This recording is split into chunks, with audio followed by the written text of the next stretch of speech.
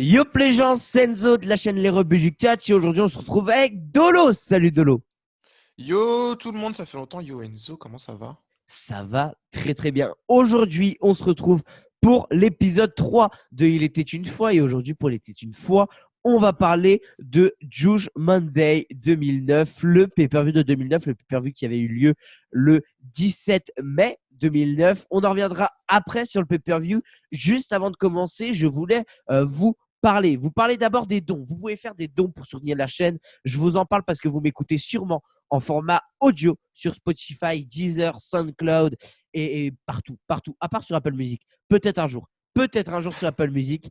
Donc voilà, vous pouvez nous faire des dons, vous pouvez nous soutenir. Tous ces dons et tous les achats de la boutique, on en reviendra après pour la boutique, mais nous aident à financer ce Spotify, ce Deezer et ce SoundCloud. Donc c'est important de vous rappeler que vous pouvez nous aider sur la chaîne Les Rebuts du Catch. Pareil pour la boutique Les Rebuts du Catch qui est disponible. Alors, on a deux boutiques disponibles. On a une Spreadshirt où vous pouvez retrouver quelques t-shirts et on a une deuxième boutique qu'on a créée avec Cody qui va être nettement améliorée dans les jours qui suivent sur Teespring. Donc voilà, ça arrive, ça va être amélioré, ça va être très qualitatif les deux boutiques. Donc voilà, les liens sont en description. Et avant de commencer, je vais tout vite faire un point pub parce qu'il y a plusieurs vidéos qui sont sorties dernièrement. La plus ancienne, c'est la vidéo avec Thibaut Vézirian qui est sortie ce mardi, si je ne me trompe pas. Thibaut Vézirian était sur la chaîne Les Rebuts du Catch. Vous pouvez écouter la vidéo sur la chaîne YouTube Les Rebuts du Catch ou sur le SoundCloud, Deezer et Spotify des Rebuts du Catch. Interview très intéressante. Il y a aussi eu la vidéo, le journal d'un rebut qui est de retour avec Cody qui nous a parlé de EWTV, ce network assez spécial où il y a du catch indépendant, de l'underground wrestling, et il y a de tout. Il vous en parle et il vous en parle très bien. Donc, je vous invite à aller voir la vidéo. Et la dernière vidéo, c'est le live qui a eu lieu ce jeudi soir. C'est l'hebdo 121 avec l'ami Black Mass et Al. On a dépassé un peu sur la review de All Elite, mais c'est hyper intéressant. Donc, je vous invite tous à aller voir ça. Tout de suite aussi, je vais vous parler des pay-per-view. Des pay-per-view pour Il était une fois, épisode 4.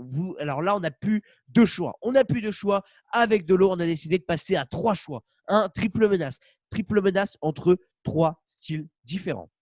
Un pay-per-view des années 90, un pay-per-view de 2005 et un pay-per-view de 2016. Alors, c'est sûrement 2016, c'est sûrement le plus récent des pay-per-view qu'on pourrait vous chroniquer, je pense. Mais c'est 3 styles différents, vraiment très différents. Le premier, c'est King of the Ring 93, qui a eu lieu le 13 juin 93. Et c'est le premier King of the Ring. Il est noté 7.7 sur Cage Match. Et Oh, le c'est un premier show. pay-per-view King of the Ring, hein. Comment? Parce qu'il y a eu des King of the Ring, des tournois King of the Ring avant. C'est Ouais. le premier pay-per-view King of the Ring, en C'est le fait. premier pay-per-view. Et entre autres, il y a Bret Hart, Razor Ramon, Bret Hart, Mr. Perfect, Yokozuna, Hogan, Shawn Michaels, Crush. Bon, voilà, je vous invite à aller voir la carte. La carte est disponible dans la description. Le lien Cage Match est disponible pour vous faire un avis et pour aller ensuite voter sur le compte Twitter. Le deuxième pay-per-view sélectionné dans un style totalement différent, dans un style hardcore, c'est ECW One Night Stand 2005 qui a été sélectionné, qui a eu lieu le 12 juin 2005. Et c'est un pay-per-view qui a 9.06 sur Cage Match. C'est un pay-per-view très très bien noté avec entre autres en opener Lance Storm contre Chris Jericho. Voilà, ça donne envie. Mysterio comme Sako Size, Chris Benoit, Eddie Guerrero, Mike Awesome, Tanaka.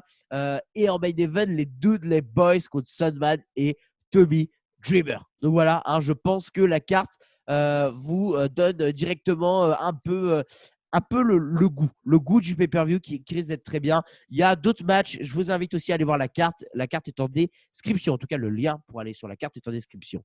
Le troisième pay-per-view sélectionné, le dernier, il a une note de 8.08. Il y avait d'autres NXT TakeOver parce que c'est un NXT TakeOver. Il y en avait d'autres. Sauf que j'ai décidé de prendre celui-là parce que c'est le plus intéressant au point de vue de la carte. Au point de vue de c'était le plus ancien des NXT TakeOver qu'il y avait. Autrement, c'était les NXT TakeOver Chicago, par exemple. C'est trop récent. Et là, il y a plusieurs choses intéressantes parce que c'est NXT TakeOver The End qui a eu lieu le 8 juin 2016. Il y avait entre autres Revival contre American Alpha. Vous connaissez sûrement les classiques qui a été fait entre ces deux équipes. Il y a Asuka et Ajax. On va pouvoir comparer le match de NXT et le match de Backlash, ou en tout cas ce qu'on attend du match de Backlash. En main event, il y a Samoa Joe contre Finn Balor et il y a le deuxième match de Nakamura à NXT. Donc voilà, on vous laisse pareil la carte en description. Vous aurez le droit de choisir tout ça. Il y a aussi un autre point que je voulais revenir tout vite, Dolo, avant de te laisser la parole pour les points spéciaux, les points spéciaux du pay-per-view. Je tenais juste à vous dire que voilà, là vous avez pu voir, on n'a pas sorti le pay-per-view à la date exacte. Je pense faire ça pour chaque pay-per-view. Parce que par exemple, comme vous avez vu les pay-per-views que je vous ai cités, c'est très souvent dans les 2 premières dizaines du mois de juin. Et des fois, c'est compliqué de sortir la vidéo dans ces moments-là. Si avec Dolo, on a quelques projets qui fait qu'on aimerait bien prendre du temps pour tourner les émissions, c'est pour ça que la date va être arrangée pour faciliter et pour pas déranger aussi le planning des autres vidéos. Parce que comme on vous a expliqué avec Cody, on essaye de faire une vidéo en début de semaine, l'hebdo, et une vidéo en fin de semaine. Il était une fois va être une vidéo de fin de semaine la plupart du temps, et les dates correspondent pas forcément. Ça peut sortir un jeudi et par exemple, ça nous arrange pas du tout. Donc c'est pour ça que voilà, les dates seront adaptées. De toute façon, vous pouvez suivre ça sur le compte Twitter des Rebuts du Catch et de toute façon sur l'hebdo. On en parlera, on vous fera la pub pour cette émission qui vous plaît plutôt bien. Et je vous en Et remercie. puis, Dolo, je vais te laisser de la toute parole façon, sur… Oui, Enzo, oui, on sait très bien que Judgment Day 2009, c'était le 30 mai. Hein. pas du tout. Non, Oh, je faisais des clins d'œil, mais tu me vois pas, malheureusement. non, alors Judgment Day 2009 était le 17 mai, donc vous voyez, Oui, oui. on a pris une petite marge. Hein. Dolo, je vais te laisser la parole pour les points de ce show Judgment Day 2009. Bah, point info, point intéressant. Judgment Day 2009, du coup, c'était le pay-per-view phare du mois de mai. Et du coup, en fait, c'est aussi le dernier Judgment Day qui a été fait par la WWE. Et donc voilà, ils ont plutôt bien fini parce que c'était un plutôt bon pay-per-view. Il s'est déroulé du coup à Rosemont dans l'Illinois, à Chicago, dans la Allstate Arena, et il y avait 14 822 personnes. Voilà, voilà. Ah, super point info de la part d'Olo. Il faut aussi dire hein, que personnellement, moi, Judgment Day, c'est une marque, on va dire ça comme ça, une marque qui m'intéresse pas forcément parce que Judgment Day 2007 est une purge. Voilà, hein, Oui, oui, oui. Judgment Day 2004 en est une aussi. Voilà, c'est ce genre de pay-per-view qui sont pas bien. Et bizarrement, il termine sur une bonne note, j'ai envie de dire. C'est un pay-per-view très simple, mais très correct, avec un 7.19 pour Cage Match. C'est vraiment intéressant comme pay-per-view. Et voilà, il y a de très bons matchs. Et moi, personnellement, alors comment je l'ai vécu je l'ai regardé en 2 fois. J'ai regardé d'abord le début de la carte jusqu'au Cena Big Show. Et ensuite, les 2 derniers matchs, je les ai regardés après. On reviendra sur Cena Big Show pendant le Cena Big Show. Mais moi, j'ai vécu le show assez bien. J'ai trouvé que ça passait assez vite. Dolo. Bah, en fait, ce qui est cool et toujours dans les anciens pay-per-view, c'est que ça dure pas 4-5 heures. Moi, j'ai eu un peu plus de mal à rentrer dans le pay-per-view parce que c'est des catcheurs que moi je connais énormément, et du coup, en fait, j'ai peut-être moins l'effet de surprise. Par contre, quand un match est bon, ah bah alors là, par contre, on est content, et là on kiffe bien et on va en parler. C'est ça. Et il est important de noter que le show était, si je ne me trompe pas, à Chicago. Et bon, à côté, à Rosemont, Illinois, mais voilà, c'est à côté de Chicago. C'est ce qui fait 3 quarts du pay-per-view pour moi. Pour être Le honnête, public, oui. c'est Mmh. le public est incroyable. Et on sent que c'est Chicago. On sent que c'est Chicago et on en reviendra pendant le Mysterio Jericho. Mais vraiment, on sent qu'on est à Chicago et que ça envoie vraiment du lourd au niveau foule. Et c'est là où on se dit que la foule est hyper important. C'est un truc de dingue. Et c'est là qu'on se dit qu'ils ont bien choisi leur opener. Aussi, oui, c'est vrai, aussi. Quelle transition de dingue. L'opener de ce show, très bonne transition, Dolo.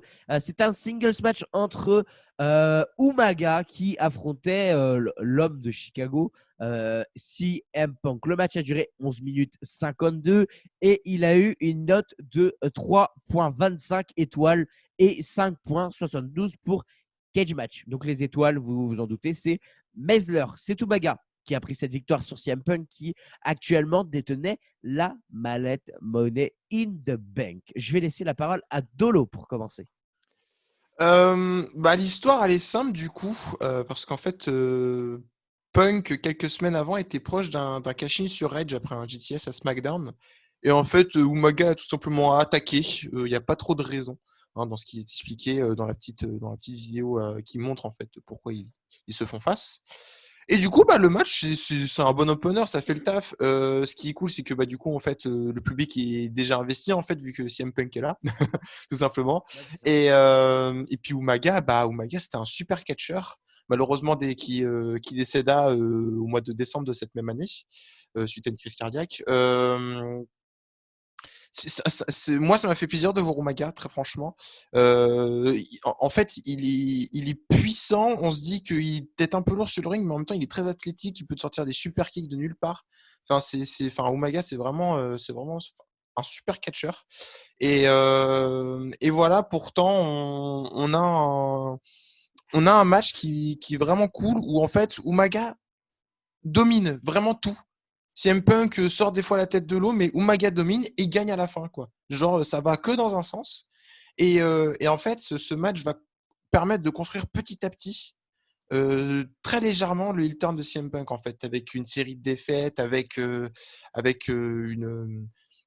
tard le cash-in sur Jeff Hardy.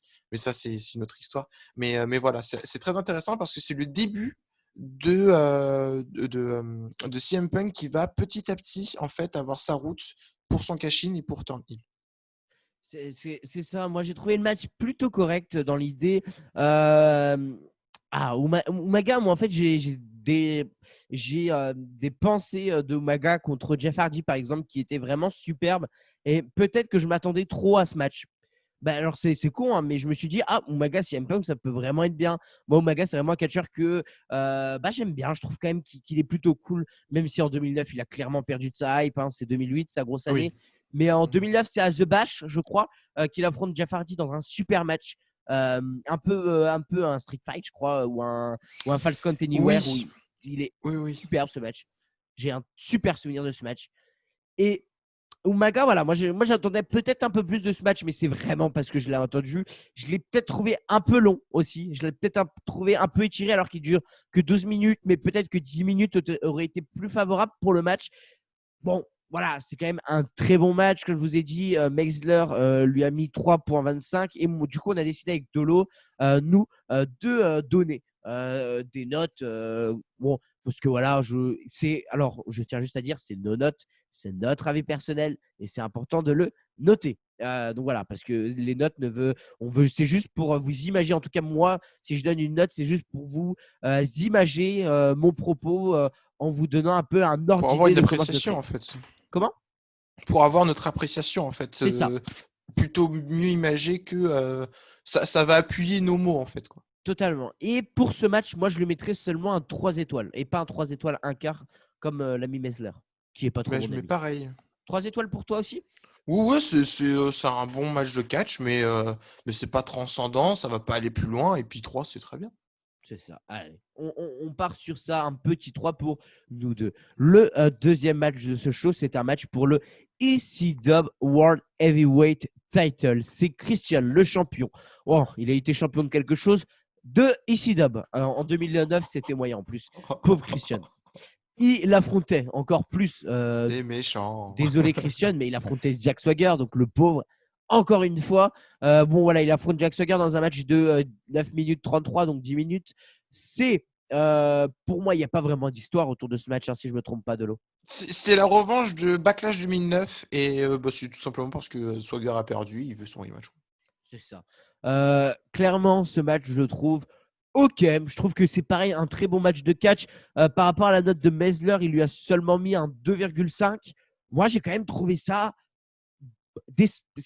C'était cool. Vraiment, pour moi, c'est du même niveau qu'Omega CM Punk. Omega, j'ai du mal. Omega Hein. encore? Ouais, hein. Umaga. Pour moi, c'est du même niveau que Umaga contre CM Punk. Et pour le coup, c'est plus court. Donc, j'ai l'impression que les deux vont plus rapide. Maintenant, moi, j'ai encore un problème avec le fait que ce soit un singles match alors que c'est pour le titre ICW. C'est deux choses qui vont pas ensemble pour moi. Ça, ouais.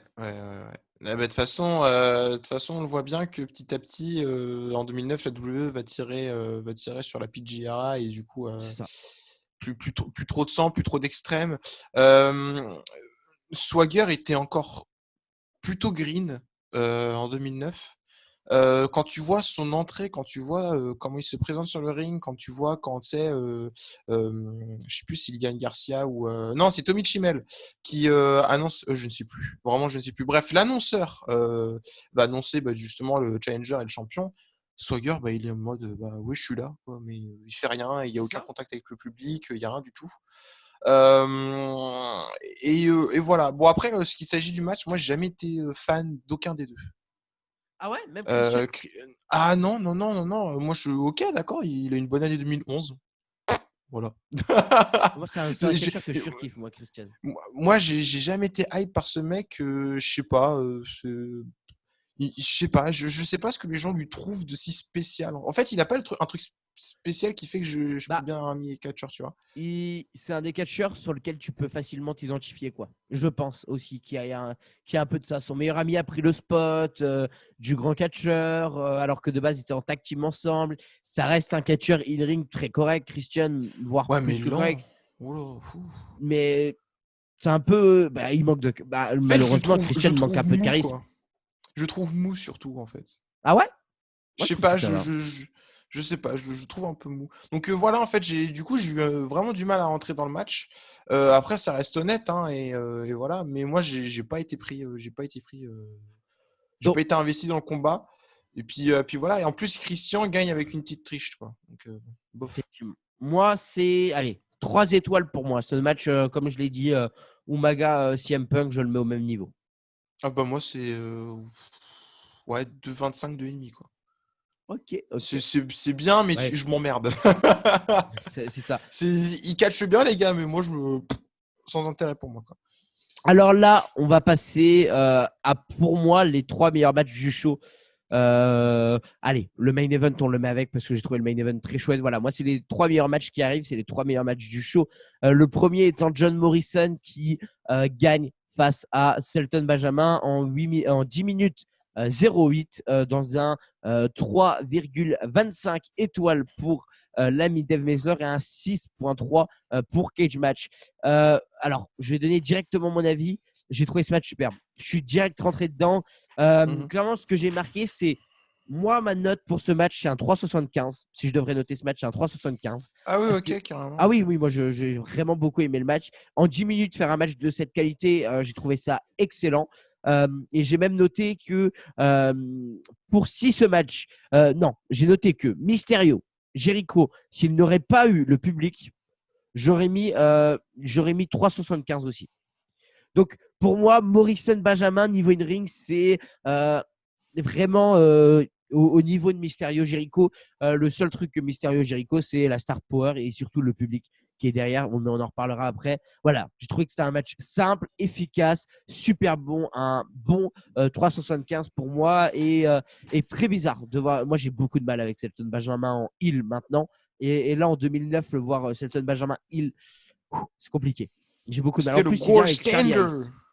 C'est ça. Et il vient avec, C'était le Gold Standard. avec Charlie Haas. Charlie Haas et je crois que c'est en 2009 ou en 2010 qu'il fait, je ne veux pas me tromper, mais il fait un run à ROH dans ces périodes-là. Ensuite avec Charlie Haas, je ne sais plus du Oula! tout. Je vais te Alors là, laisser parler, je vais m'exprimer. je saurais pas te répondre sur ça, Je vais pas du chercher tout, ça. parce que moi, la ROH en 2009, ça n'existait pas, donc, donc je saurais pas te dire du tout. C'est en 2010. Euh, D'accord, ok, je ne savais pas du tout. Oui, enfin, c'est un super match. En fait, les deux sont super en forme en 2009. Ils sont au top de leur forme. Shelton Benjamin, il revient peut-être fin 2008, je crois, ou un truc dans le genre.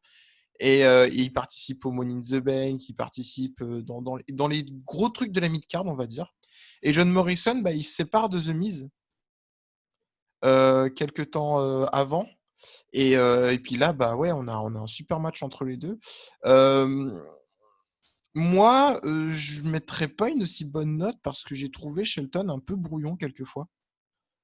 Euh, alors, je saurais plus dire, mais il y a des moments où, parce que ça fait un moment entre l'enregistrement et le visionnage du pay-per-view, mais, euh, mais vous verrez si vous le matez, cher auditeur, que Shelton est vraiment moins confiant et moins précis que John Morrison dans ce match. Donc moi, ça ne sera pas du tout 3,75, ça sera un 3, un bon 3. Ah ouais? 3,25, allez. Seulement? Allez, 3,25, 3,25. 3,25 quand même parce que c'est quand même, il y a des petits spots sympas, c'est très virevoltant. Donc ça reste un plaisir pour les yeux.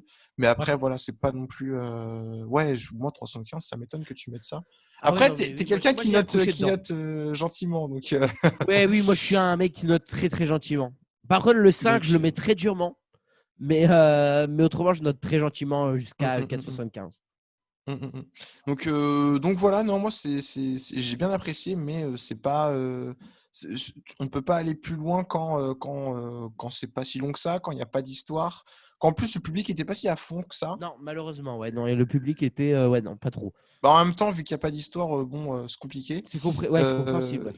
et puis voilà, et puis ouais, comme je disais, les petites impressions de Shelton qui font que voilà, c'est pas transcendant, ça reste très bon, mais c'est pas transcendant. Ok, ok. Alors, moi aussi, je tenais juste à rajouter que Morrison, c'est un mec. Aujourd'hui, j'arrive plus à le voir sur un ring. Je sais pas. Ça, ce qu'il fait actuellement, et je suis seulement le seul, mais je trouve qu'il n'y a rien à voir avec ce qu'il faisait en 2009 dans le ring. C'est tellement plus high flyer et limite plus. Alors, comment je peux formuler ça sans offenser personne? Plus maintenant, ce qu'il fait, c'est un peu plus dans le spot. Spot pour spot et moins je fais un match high flyer, quoi. Et Hmm. ça me dérange. C'est beaucoup de prises. Moi, je pensais à Derby Allin. Derby Allin, à un bout d'un moment, que je le voyais catcher avant, il y a ça quelques mois, quand Derby Allin, je le voyais catcher, je le voyais vraiment comme un mec où tous ses moves étaient enregistrés. Tu as l'impression que tous ses moves sont enregistrés comme dans 2K et qu'il n'y a pas de saveur dans son move. S'il le fait à 2 minutes de match ou à 20 minutes de match, son move sera toujours le même. Il n'y a pas de saveur. C'est un move enregistré comme si c'était un move 2K. Je ne sais pas si tu vois ce que je veux dire. Que vraiment, Non, mais je vois ce que tu veux dire. Le souci, c'est que je ne regarde plus trop la ouais, WWE. Qu'il ait raison sanitaire ou non, hein. Moi, même avant la crise sanitaire, je regardais plus trop. ouais, Je ça regarde de t'intéresse temps plus. en temps, ça m'est arrivé. Une fois, j'étais avec Enzo, je fais vas-y, je regarde SmackDown. C'était pas bien. Mais voilà, en plus, j'arrive sur des choses qui sont vraiment pas cool. Ah non, il était pas bien. Donc voilà. Après, pour le peu que j'ai vu de Morrison récemment, bah moi, c'était le leader match à WrestleMania. Ouais, oui, ouais. Donc ça allait. Ouais, mais ouais, ouais, dans les matchs comme ça, un peu artifice, je trouve que Morrison est hyper intéressant. Mais vraiment, dans les matchs simples, j'ai vraiment l'impression que. Moi, je prends l'exemple de quand on Forcément. était parti sur New Day contre Miz and Morrison, quand il y avait encore le public au tout début de Morrison. Le premier SmackDown que Morrison fait, au bout d'un moment, il saute sur un escalier pour faire un flip sur Biggie. Donc, il n'était pas en tenue de catch, il était en tenue civile et tout. Et je sais Hmm. pas, j'ai trouvé ce move tellement. Ouais, bah c'est faire un move pour faire un move, quoi. Il fait des Ouais, pirouettes. ouais. J'adore les pirouettes, hein. Dans le cadre, j'adore ça, hein. Mais c'est là où je voulais dire, je veux pas être offensant parce que j'ai pas envie que je critique pas le fait, je suis pas comme Jim Cornette à critiquer H24 ça, hein. C'est pas du tout. Au contraire, j'adore les moves comme ça. Jusque là, vraiment, j'ai l'impression que il fait sa pirouette pour faire sa pirouette. Ça avait pas de saveur. Il aurait pu juste sauter en mode crossbody, ça aurait été la même chose. Euh, voilà. Morrison, j'ai l'impression qu'il perd de la saveur. Est-ce que c'est moi qui a du mal en 2020 à rentrer dans le personnage de Morrison? Parce que même en Indé, j'arrivais pas. Même à Impact, même à Lucha Underground, j'ai eu beaucoup de mal avec John Morrison. Je pense qu'il y a aussi de ça. Mais voilà. Là, c'est vraiment un Morrison en 2009 que je préfère. Vraiment. Donc ouais, moi, c'est vraiment un gros coup de cœur ce match. Et tout D'accord. comme le prochain match. Le prochain match, je Ah bah le crois que c'est prochain ton match match. préféré, Dolo. C'est Rey Ouais. Mysterio qui remettait son titre en jeu, le WWE Intercontinental Championship contre Chris Jericho. Le match a duré seulement 12 minutes 37 et a eu la note de 3,75 sur 5 du coup par Dave Mesler et 8,3, ce qui nous fait un 4, on va dire, un 8,3 sur 10 pour les notes Cage Match. Dolo, ton avis et l'histoire de ce match? Déjà ma note. Ta note. Ouais. Qui va être la note la plus haute pour moi, c'est 4,25. Ah, intéressant, Voilà. intéressant. Moi je Voilà. mets 4 à ce match. D'accord, parce que je mets 4 au main event. Spoil! Merde! Alors pour l'histoire, en fait, Jericho est challenger, pour le titre de Ray Ray. En fait, dans une logique où, c'est peut-être le plus méritant, on va dire, et il s'est placé comme ça parce que, bah, écoute, mon nom c'est Chris Jericho et je veux le titre intercontinental, je veux mon 9e titre, quoi. Et en fait, ça survient, en fait, juste après la draft. Donc voilà et truc intéressant, c'est que, Rey Mysterio est, invaincu à Judgment Day. Sur, bah, les 3 Judgment qu'il a fait, il était à, 3 victoires pour 0 défaite. Donc ça, c'est des choses intéressantes À que noter. les commentateurs, ont bien fait de préciser et le match est incroyable. Enfin, franchement, c'est ultra propre. Les 2 mecs savent ce qu'ils font. Ils savent jouer avec le public.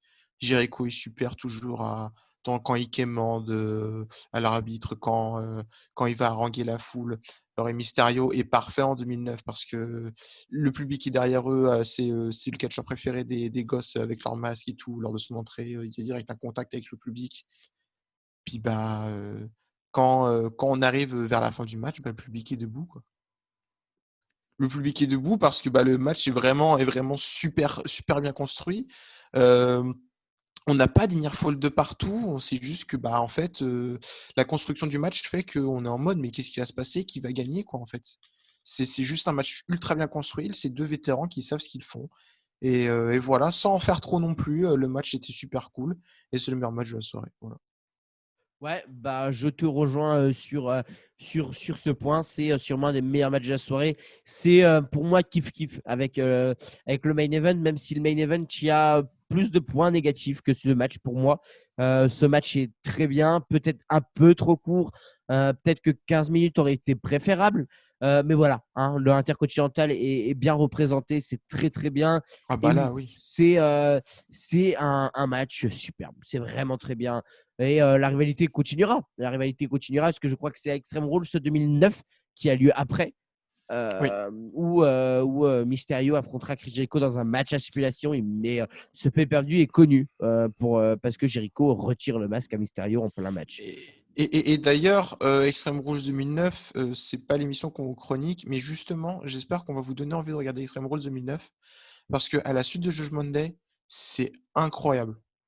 Parce Ouais, oui. que les matchs sont vraiment très cool et niveau story, c'est incroyable ce qui se passe. De toute façon, 2009 est une super année. Donc, Je donc suis voilà. totalement d'accord avec toi là-dessus. Pour vous donner un petit aperçu, du coup, parce que tant qu'on y est, parlons-y pour Extreme Rules 2009, c'est ça, hein, c'est Chris Jericho et Mysterio en Halls Barrett match, un match qui a eu 4 étoiles, entre autres. Il y a un CM Punk Jeff Hardy, il y a Jeff Hardy Edge en ladder match qui est incroyable, Et avec oui. Et il y a le cash-in de un CM cash-in. Punk. Et voilà, il y a le cash-in. Bon, il y a toujours un Cena Big Show, hein, je ne sais pas qu'est-ce que ça fout là. Mais voilà, il y a de très très bonnes choses. Donc je vous invite vraiment, vraiment à voir ce show et à regarder les shows de l'année 2009 parce que comme tu as dit, c'est super cool. Et on enchaîne avec un autre match qui m'a beaucoup plu. Un autre match qui m'a bizarrement beaucoup plu, c'est Batista contre Randy Orton. C'est Batista qui gagne contre Randy Orton en DQ après 15 minutes de match. C'était pour le W Heavyweight Title, titre remporté par Randy Orton après un match contre Triple H à WrestleMania 25, si je ne me trompe pas. Euh, Mhm. c'est un match que j'ai Ah non, il n'a pas trouvé. remporté, il a conservé, hein. Il a conservé et il s'était. Mhm. Maintenant, il avait gagné le Rumble Orton. Attends voir. C'est pas Triple H qui prend le titre à Mania 25? Bah non, non, parce que là, c'est Randy Orton qui a le titre. Hein. Bah oui, mais il y a eu le temps entre, C'est entre vrai, oui, il y a Mania eu et. un Ah bah pay-per-view, non! il y a eu Backlash. Vas-y, vas-y. J'y Attends, je vais, vais je te laisse regarder ça. compléter après. Non, je vais regarder, vas-y. Ouais, alors moi, c'est un match bizarrement que j'ai bien aimé. Pas parce que In-Ring, c'est excellent. Non, juste parce que c'est un match hyper bien booké. Dans l'idée, c'est vraiment très, très, très bien booké. Le Batista Randy Orton est très chouette. Et moi, bon, voilà, l'après-match compte beaucoup dans l'appréciation d'un match. Et j'ai trouvé l'après-match superbe. Donc voilà, on a un Orton Batista hyper classique. un match que j'aime de Batista, c'est très rare, donc je tiens à le souligner que je suis vraiment rentré dedans. J'ai vraiment rentré dans ce match. Et j'ai trouvé la fin hyper bien. Donc, je sais plus comment le GQ se fait. Je sais plus exactement comment le GQ se fait. Je crois que c'est Legacy qui intervient, je crois, où il utilise la ceinture. Toc, toc, toc. Alors, j'ai marqué, nanana, cherchant à se faire des culs. Il réussit à le faire par la fin. Ah, j'ai pas marqué comment il se fait des culs. Je ne l'ai pas. Je suis désolé. Je sais plus, mais voilà, c'est une façon à la heal, un Randy Orton, on continue la rivalité. Et ensuite, il y a Legacy, parce que Batista attaque Randy Orton. Il y a Legacy qui arrive, Legacy qui arrive, qui attaque Batista. Et ensuite, il y a Ric Flair qui arrive. J'ai popé. J'ai popé devant mon écran tout seul comme un gros con. J'ai vraiment popé devant l'arrivée de Ric Flair. C'est super. Il arrive, il met des chops à tout le monde. Il est incroyable. Il a une façon de se tenir qui est incroyable. Bon, voilà, Ric Flair fait beaucoup du match. Mais voilà, moi, c'est un match, je mets 3,5. 3,5 parce que j'englobe le match et la fin. Donc voilà pour moi. Bah, ce qui est trop cool, c'est que bah en fait, t'as Legacy qui est au sommet, quoi. Randy Orton, c'est le top heel à ce moment-là. Et du coup, en fait, bah, Orton, il a vaincu un peu tout le clan McMahon, en fait. Triple H, Shane, Vince aussi. Et en fait, voilà, dans son élan de confiance, il va proposer même à Batista, en fait, de intégrer Legacy. Sauf que bah, Batista va refuser parce que bah, bien évidemment, c'est Orton qui a éloigné une storyline Batista des rings pendant quelques temps avant son retour. Et donc, voilà, en fait, il va changer Randy Orton pour le titre. Et donc le match, bah, il y a juste à voir comment Orton est accueilli. Ouais, non, Tu mais dis, oui. ah ouais, c'est incroyable, c'est incroyable. C'est à ce moment-là que Orton est le plus grand heel de la compagnie. C'est à ce moment-là que Orton entre dans l'histoire, en fait, parce que il est juste incroyable, en fait. Dans tout ce qu'il fait, il est incroyable. Et ce qui est cool, c'est que en fait, il va avoir le rythme lent de Randy Orton, mais en même temps, ça va être Batista, parce que Batista, c'est pas non plus le mec qui a 50 endurance, quoi. Et du coup, en fait, les deux vont avoir leur gros point fort. Batista va être très dans sa force. Il va faire des gros plaquages. Il va mettre Randy Orton dans le coin et faire des espèces de spears dans le coin. Et Orton, dès qu'il va pouvoir porter des coups très vivaces, bah, le style d'Orton, quoi, c'est très impactant. Ça va direct clic. Donc, euh, donc voilà, et on remarque bien que Orton sent qu'il n'a pas l'avantage. Il va essayer de ne pas perdre, ou en tout cas de gagner par disqualification, ou de perdre par disqualification. Comme ça, il conserve le titre. Et c'est ce qu'il réussit à faire. Et du coup, à la fin, on a l'intervention de Legacy et qui s'en prend à Batista. Et ensuite, Ric Flair qui c'est Dieu. Ric Flair, il arrive, il défonce tout le monde. Et puis hop, on célèbre et tout. Bon, la fin est rigolote, quoi. La fin est Ouais, moi, rigolote. moi Et j'aime pour bien. ce qui est de Moi, la, ça m'a mis dans le bain. pour ce qui est de la note, ça sera 3,75 pour moi. 3,75 pour toi. Ouais, ouais. 3,75. Ouais, ouais, Ah parce que ouais, c'est en plus fait gentil c'est que un, moi. c'est un match très solide parce que c'est un match de catch très très Très classique basique, mais hein. bien construit, Totalement. et en fait niveau storytelling c'est très bien fait et moi le storytelling dans le catch c'est ce que je kiffe limite le plus donc bah 315. Ouais, je suis d'accord avec toi. Le prochain match, je suis un peu moins d'accord. C'est pour moi le pire match de la soirée. Euh, Classique. je mets deux. Je mets deux. J'ai rien à dire. C'est Cena qui gagne contre Big Show. On est en plein dans l'histoire de Big Show qui est pote avec Edge, Edge qui est en couple avec Vicky. Ouais, c'est compliqué. Qui est pote? Ouais, Ouais, c'est ouais, ils sont compliqué, hein. potes méchants. Voilà, ça dure 15 minutes, c'est long. J'aime pas Big Show, j'ai jamais aimé Big Show à la VVE. C'est ce que je disais sur Twitter jeudi soir, bon jeudi dans la nuit de jeudi à vendredi. J'aime pas, j'aime pas Big Show. J'arrive pas, mais j'arrivais pas, j'ai pas réussi. Voilà, moi j'ai regardé ce match en highlight et c'était pas bien, et c'était vraiment pas bien. Et Cena gagne, et il y a encore un match à Extreme Rules que vous pouvez passer, je pense aussi. Mm, J'ai mm, rien d'autre à dire, c'était pas bien. Ce qui peut être cool dans ce match, c'est l'histoire. Parce que l'histoire, c'est 3 semaines auparavant, en fait, à Backlash, on a Edge Cena pour le titre en last man standing. Et à la fin du match, il y a Big Show qui intervient et qui projette John Cena dans l'espèce de gros projecteur. Et ça fait une explosion, c'est incroyable, c'est super à l'image. Le truc, c'est que du coup, John Cena va réapparaître à la télé. en mode le mec il cassait de partout, mais ça va, il arrive à marcher quand même. Genre, ça va un peu casser, mais ça marche quand même, tu vois. Et, euh, et donc voilà, en fait, pour expliquer le match, du coup, Cena, en fait, il va intervenir lors d'un match du coup entre Big Show et Batista pour devenir challenger numéro 1 au titre WWE. Et du coup, Big Show va être énervé et on va avoir le match Cena Big Show à ce moment-là. Euh, ce qui est perturbant quand même, c'est que Cena est censé être cassé de partout, mais bon, en fait, c'est là que le Superman John Cena va parler, quoi. Et à la fin, il gagne, lol. C'est là un peu la Cena, blague du quoi. John Cena win, lol, quoi. C'est ça. Elle est là, quoi. Et enfin, il y a quoi à dire, quoi. Il n'y a Et pas grand-chose à les- dire. le pire là-dedans, c'est que moi, j'ai regardé Big Show sur Cage Match. J'ai regardé ses meilleurs matchs. Vous voulez, parce que je me suis dit, dans ma tête, je me suis fait, OK, un bon match de Big Show. J'ai Mhm. cherché, j'ai cherché. J'en ai trouvé un, mais j'appelle pas ça bon, même s'il est bien noté sur Cage Match. Parce qu'en fait, on C'était regarde quoi les le bons match, matchs de Big justement? Show. Je vais en parler.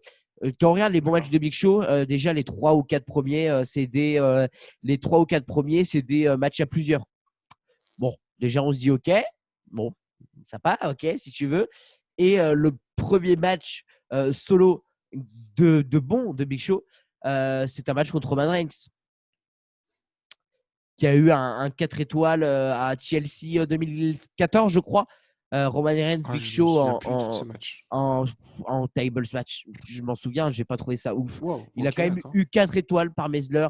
Il a eu 7,4 par cage match. Voilà, hein, je me suis dit, OK, un bon match de Big Show, c'est ça. Autrement, il y a un Brock Lesnar, Kurt Angle contre Big Show, qui traîne un peu plus loin, 3,75. Mais voilà, c'est là où je me suis Ouais, dit pas que fifou, quoi. ouais, dans Big Show, j'ai jamais. C'est vrai que quand on se pose la question, Big Show, j'ai aucun bon match de lui. Vous êtes peut-être fan du Big Show, mais moi, c'est un mec, j'ai jamais accroché, quoi. Mais en fait, Big Show, il est pas là pour faire des bons matchs, il est là pour sa présence, pour divertir. En fait, c'est justement ça aussi où, par exemple, la WWE va tirer son épingle du jeu. C'est qu'ils vont pas forcément montrer les meilleurs matchs sur le ring, mais au niveau de leur histoire qu'ils vont proposer et tout, c'est là qu'ils vont faire la différence, quoi. Et du coup, Big Show, en fait, c'est un personnage génial parce que c'est un géant. Et un géant qui Et- plus est, qui peut être un heal, mais vraiment un gros heal quand même, parce qu'il te sort des têtes, t'es en mode, avec sa puissance, enfin voilà quoi, il en impose, et en même temps un face, mais tellement c'est un gros nounours, t'as envie de faire des mais- câlins, quoi. Donc en fait, il est génial dans ça, et en fait, Big Show, enfin, c'est juste le deuxième André le Géant, c'est tout, quoi. C'est ça le En problème. moins impactant, mais voilà. Et André le Géant, c'était ça en fait. Il faisait pas les matchs de ouf, mais c'était l'attraction de la soirée. Les gens venaient voir Big Show parce que c'est un géant. Enfin, André le Géant parce que c'était un géant. Mais c'est ça le problème. Est-ce que Big Show, c'est pas juste la copie d'André le Géant que WWE ont essayé de faire parce qu'André Non, n'était plus non, là? non, non, c'est juste la même utilisation comme Braun Strowman et la même utilisation. En Braun Strowman, c'est encore différent, je trouve, personnellement. Oui, parce qu'il a peut-être plus de capacité sur le ring. Peut-être qu'il a pas la maladie aussi qu'a eu André le Géant et le Big Show. Oui, Ça aide. effectivement. Donc forcément, il y a enfin, déjà sur le ring, il peut peut-être mieux bouger. Après, Big Show peut déjà l'a prouvé, bouge déjà beaucoup mieux qu'André le Géant, mais ça, André le Géant, malheureusement, c'était compliqué quoi, niveau André Géant santé. a bien bougé au début de sa carrière, quoi, c'est tout, Ah malheureusement. oui, mais plus il sait, plus sa maladie Ouais, s'installait et du coup, ouais, c'était compliqué quoi. Mais totalement. bref, c'est un autre sujet. Mais voilà, Juste après, oui. en parlant d'André le Géant, on a parlé d'un livre qui sortira sur André le Géant dans l'hebdo. Vous pouvez aller voir l'hebdo. On en parle Ah dans oui, les très news bien. au début de l'émission. Donc voilà, vous pouvez aller voir un livre sur André le Géant. On parle de tout ça. Donc voilà. Yes. Non, mais voilà, après, on veut dire quoi? Il y a pas grand-chose à dire. On dit qu'il y a pas grand-chose à dire et finalement, on part sur C'est plus de 10 ça, on parle sur minutes. 15 minutes de débat quoi, sur ce match qui n'était pas bien. Est-ce qu'on peut partir sur un vrai match, un match qui vend du rêve, un match qui donne Ah envie, oui, un match qui, sur ah le oui. papier, donne envie et qui, in ring, était très bon?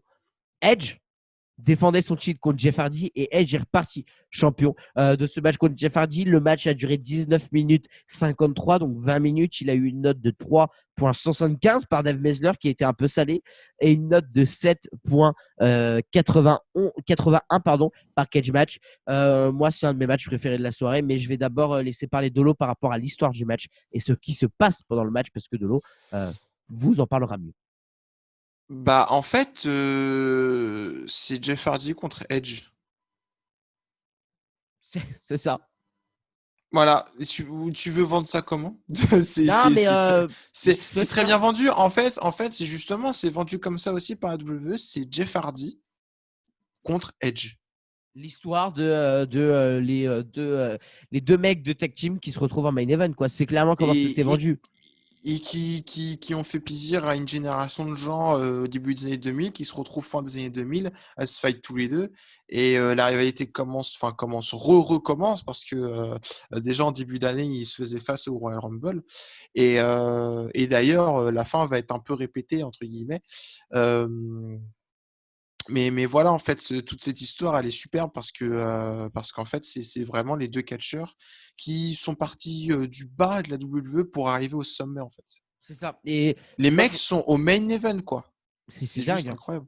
Moi, je vous invite à aller voir la promo d'avant-match qui, moi, m'a mis dans le bain. J'ai vu la promo, Ah j'ai oui, fait mais oui, OK, c'est ça. je suis chaud. Alors que je vous ai déjà expliqué que j'ai énormément de mal à m'investir dans des programmes, dans des anciens programmes. Vous avez vu pour ce show, j'ai réussi à m'investir bizarrement. Et le Edge Jeff Hardy, j'étais quand même malade. J'étais là, je veux voir ce match. Mmh. J'étais pas spoil du gagnant. Donc j'étais là, je fais allez, je veux voir ce match. Fin de compte, j'ai trouvé que les 5 premières minutes étaient un peu trop longues. Ça c'est mon côté chieur. J'ai trouvé vraiment que les. Bon, Tant que ça normal, s'installe, il y a eu une hit, ça s'installait, ok. Mais moi, mon côté chieur, je me suis dit, oh putain, c'est un peu long. Et allez, 10 minutes après, le match est superbe. Le match est super cool. Il y a des spots très intéressants, même s'il y a un spot que je trouvais un peu ridicule. Quand Jeff Hardy enlève les trucs de mousse, protection euh, de barricade, ouais. les protections de barricade, merci, qui marche dessus pour faire pas vraiment ce qu'il voulait faire, euh, qui avec Jeff Hardy qui était sur la Oui, table et j'avoue Jeff qu'on sait Hardy, pas ce qu'il voulait faire, hein. c'est ça, Edge qui était sur la table, pardon, Jeff Hardy marche sur les trucs et Edge lui fait un spear. Le problème, c'est que on voit clairement qu'il a enlevé les protections pour que ça soit safe pour lui. Oui, ok, c'est cool, c'est safe, mais du coup, le spot en devient ridicule. C'est malheureusement ce que j'ai trouvé. Même si j'ai trouvé ça intéressant d'enlever la protection et tout. Euh, Oui, parce qu'en fait, pour bien expliquer, en oui, fait, vas-y. Edge se propulse de la table vers l'extérieur, mais en visant en fait Jeff Hardy, qui est en fait juste en dessous les protections qui en fait sont du coup sur le sol, du coup, voilà. Et du coup, en fait, ils arrivent sur de la mousse. C'est ça, c'est ça en fait. Ils arrivent sur de la mousse, du coup on se fait ouais, mais voilà. Bon, je pense que Le c'était pour spot que le reste quand même spot très soit cool. safe. Le spot reste cool. Moi, je préfère le spot d'après, le spot où donc ils sont à l'extérieur. Je sais plus comment la prise s'appelle, mais en gros Jeff Hardy place les escaliers, il met Edge contre la barricade debout et son but était de lui faire un câlin sur le côté. Je sais pas comment on peut dire ça. Il lui sautait dans les bras. Oui, c'est la prise qui en fait Jeff faisait en équipe avec Matt, où Ouais. Matt se mettait en fait à quatre pattes et C'est là où le et du storytelling est coup dingue, voilà. hein. Parce que juste après ce Et spot, oui, donc il bascule derrière la barricade, ce qui rend un truc hyper cool. Le spot est visuellement est très joli. Et là, donc les deux retournent dans le ring. Et là, non, bah, les deux retournent pas dans le ring, mais les deux retournent autour du ring. Et là, tu as Matt Hardy qui arrive, ce qui fout un gros punch à Jeff Hardy. Je pense avec un. Je sais pas un s'il point avait un point américain? américain. Je sais pas du Non, tout. je pense que c'est juste un gros coup de poing, une intervention, en fait, c'est juste une intervention basique où il C'est met un ça. coup de poing et puis voilà, quoi. Et ensuite, du coup, Matardi se cache. Est-ce qu'on en parle? Est-ce qu'on en parle de ça? Matardi se cache derrière la barricade pour pas que l'arbitre le voie. Et il y a la protection de la barricade qui se casse la gueule. Ils ont tout fait pour le couper, hein. Dans le replay, ils l'ont coupé et tout. Oh. Oui, bon, Et c'est pas très grave. Enfin, ouais, mais c'est c'est pas leur ridicule. faute, C'est c'est marrant, pas c'est marrant, c'est marrant. oui, c'est marrant, oui. J'étais là, je fais le pauvre. On le voit se cacher derrière la barricade. Mais il y a le truc qui se casse la gueule parce que «Ah, c'est pas quand moi, Jeff c'est pas Hardy moi». s'est pris quand Jeff Hardy s'est pris le coup de poing, il a accroché la barricade et sans faire exprès, il a enlevé le truc, quoi. Donc en tombant, il le fait tomber aussi. C'est marrant, c'est marrant à voir. Mais voilà, le spot est très chouette. Le match est très chouette, super bien rythmé. La fin avec le DDT depuis la troisième corde est hyper innovant. C'est un match voilà, Oui, avec des oui. spots hyper innovants. Les deux on voulait voir. Execution, du coup, en fait, C'est c'est le ça. DDT ouais, c'est l'execution. De Edge. C'est ouais, c'est un match très chouette. Je pense que c'est un match qui était attendu et qui a répondu aux attentes. Je pense que c'est plus tard dans l'année que Edge affronte Triple H et Jeff Hardy, c'est ça? Ou Jeff Hardy prend le titre? Ou c'est en Oula, 2008? pas du C'est en tout, pas 2008, du ça. tout. C'est Armageddon 2008, dernier pay-per-view de 2008. Et en fait, c'est donc le main event de 2008, le triple menace. Et en fait, Jeff Hardy finit par gagner finalement le titre WWE. Et puis là, c'est l'explosion. Et c'est le titre WWE qu'il gagne. Ok, my bad, my bad. J'ai Voilà, cru que c'était lors de la même année. Mais, pas de, euh, pas de mais, souci. mais, mais voilà, c'est un match entre les deux stars in-ring de la WWE, on va dire. Parce que dans les top stars in-ring, dans les top stars WWE, à ce moment-là, il y a Mysterio, Jericho, qui sont de super bêtes in-ring. Et il y a Edge et Jeff Hardy, quoi.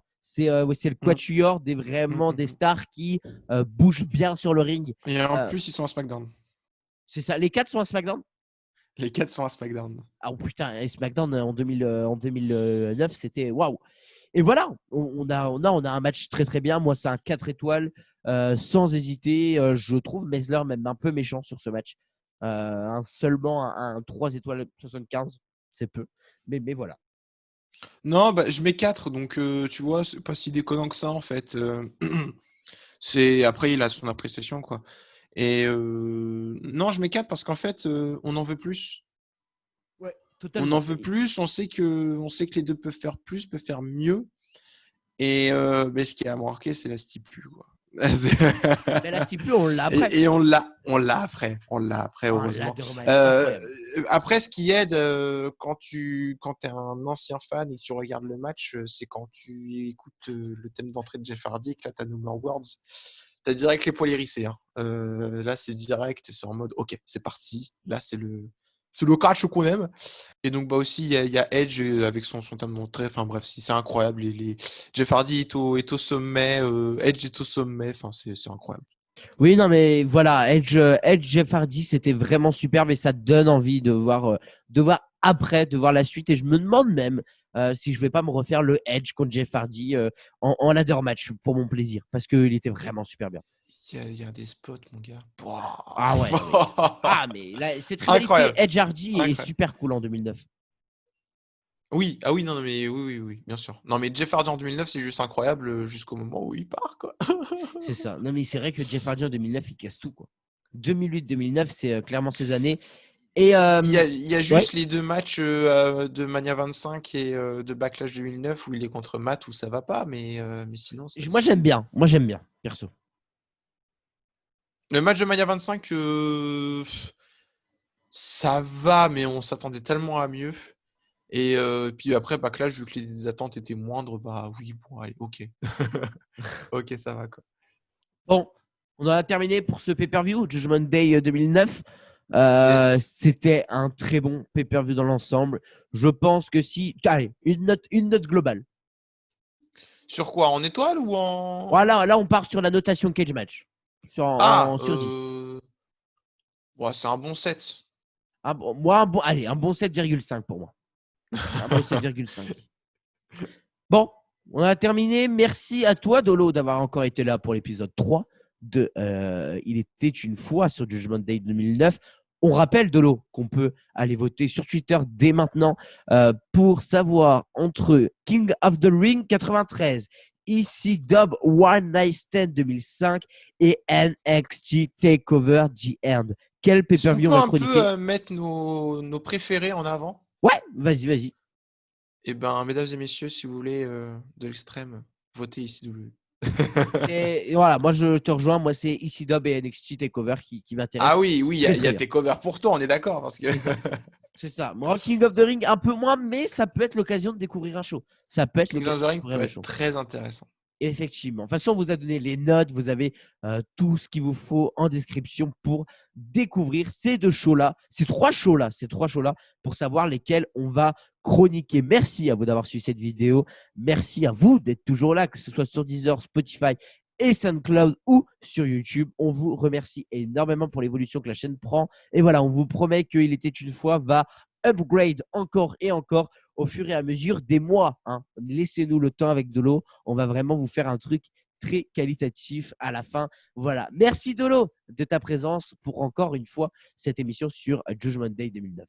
Bah, merci à toi, Enzo. C'était une super émission. Et puis, Judgment Day 2009, c'est 2009, donc c'est bien. Voilà. Ouais, c'est ça, 2009, c'est toujours bien. Merci à vous, on se retrouve très bientôt. On se retrouve pour l'épisode 4 de Il était une fois et tous les jeudis en live sur la chaîne à 20h30 pour l'hebdo. Merci à vous.